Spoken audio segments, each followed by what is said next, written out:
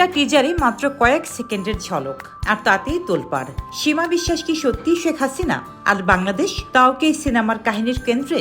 এই দুর্গাপূজায় মুক্তি পাচ্ছে রক্তবীজ 2, কিন্তু এটা কি শুধু অ্যাকশন থ্রিলার নাকি ঢুকে গেছে বাস্তব রাজনীতির কৌশল? নন্দিতা রায় ও শিবপ্রসাদ মুখোপাধ্যায়ের পরিচালনায় তৈরি হয়েছে রক্তবীজ 2, যার আগের কিস্তি রক্তবীজ 2014 সালের বর্ধমান বিস্ফোরণের প্রেক্ষাপটে নির্মিত হয়েছিল।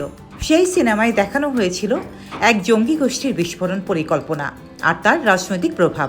এবারে গল্পে আবারে ফিরে এসেছে সেই জঙ্গিবাদ, তবে এবারে ঘটনার প্রবাহ ছড়িয়েছে দুই বাংলায়। সিনেমার পোস্টার, মোশন ভিজুয়াল সবখানে বাংলাদেশের মানচিত্র স্পষ্ট। আর সবচেয়ে বেশি আলোচনায় সীমা বিশ্বাসের চরিত্র। টিজারে তাকে দেখা গেছে ঢাকায় জামদানি শাড়ি পরে, মাথায় ঘোমটা, শান্ত কিন্তু দৃঢ় এক অভিব্যক্তি, যা দেখে দর্শকরা এক কথায় ধরে নিচ্ছেন তিনি হচ্ছেন শেখ হাসিনার অনুপ্রেরণায় তৈরি চরিত্র। এখনো প্রযোজনা প্রতিষ্ঠান উইন্ডোজ প্রোডাকশনস কিছুই বলেনি, তবে সিনেমার চিত্রনাট্যকার জিনিয়া সেন ইঙ্গিত দিয়েছেন এই চরিত্রটি এক বিখ্যাত রাজনৈতিক ব্যক্তিত্ব এর ছায়ায় তৈরি। মানে পুরোপুরি না হলেও আশেপাশে ঘোরাঘুরি করছে শেখ হাসিনার রাজনৈতিক উপস্থিতি। সিনেমাটিতে আরও আছেন ভিক্টর ব্যানার্জি, আবির চট্টোপাধ্যায়, অঙ্কুশ, মিমি, কৌশানী, নুসরাত, কাঞ্চন সহ অনেকেই।